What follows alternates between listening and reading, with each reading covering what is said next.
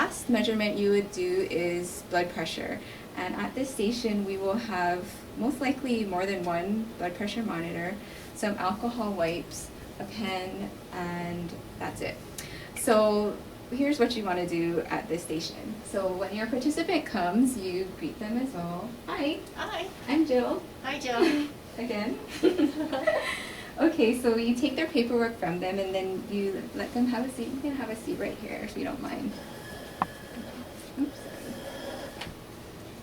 Okay, so oftentimes at this particular station, some participants tend to be a little bit more nervous about their blood pressure reading than others, but for those who are nervous, you can kind of just talk story with them, let them know that, this is nothing too serious or anything to worry about. Okay, so how are you today? I'm good. Thank you. That's good.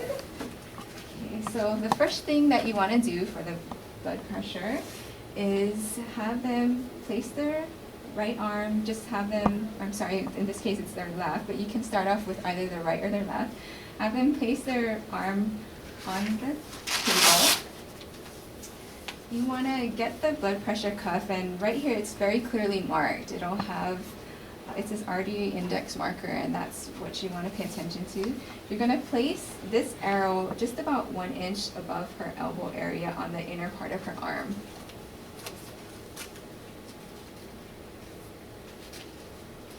You want to fasten it so it's a little snug there. Okay, is that okay? Is it too tight?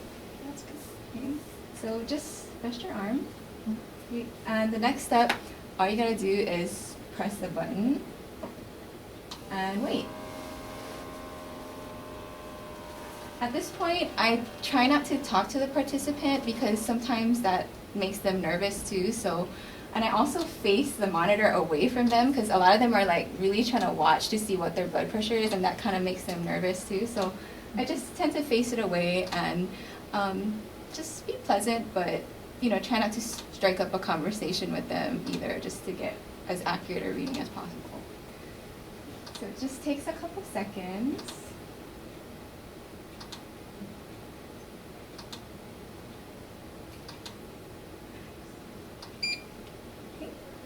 Alrighty, and when you have the reading, you're also going to go ahead and record it in the space here, but you also want to just quickly remove the cuff because I know it causes some discomfort and is a little constricting. Is your arm okay? My arm's fine. Perfect. Okay, and then you can let them know what their reading is, as well as record it in that same area where it says blood pressure. Another thing to note is that if your individual has an elevated blood pressure, and elevated in this case would mean anything above 140/90. If the first reading that you get is above 140/90, then what you want to do is remove the cuff.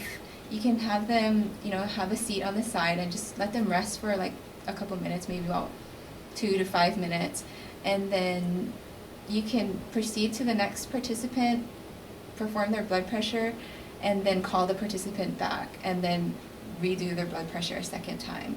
And then what you can do is record both figures on the paper here, and then that just alerts the exit interviewer that this person had 2 readings.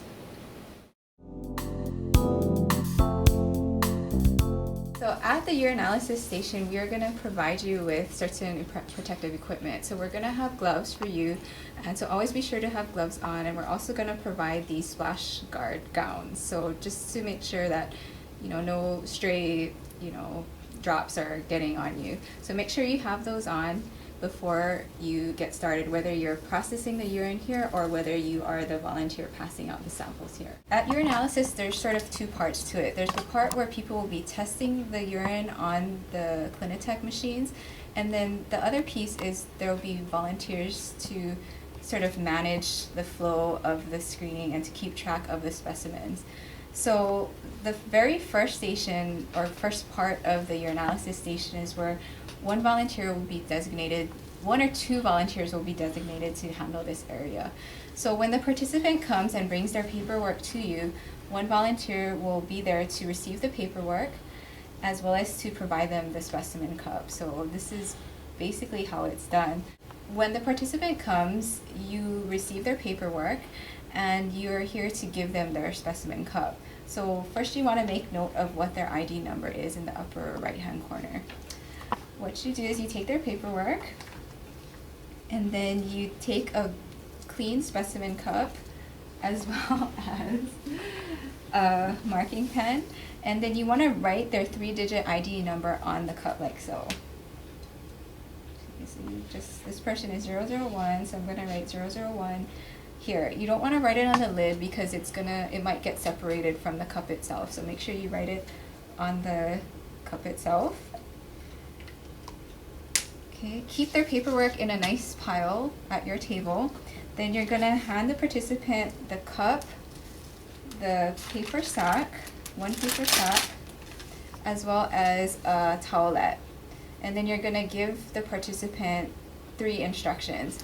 What you're going to say is, first, you want to provide us a sample, and when you go to the bathroom, you want to use this towelette to wipe yourself first.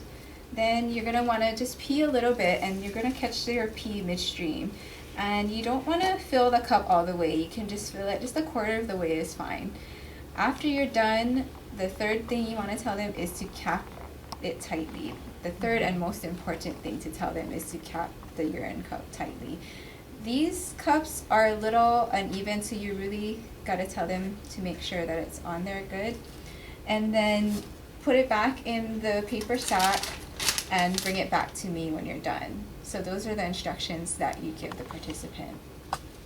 When the participant is done providing their sample, they're going to bring it back to you in a bag, and it's going to look like this. So when they hand it to you, you say, okay, thank you, and then you tell them to have a seat in the waiting area and that you'll call them when you're done with the results. It's going to take about 5 to 10 minutes or so.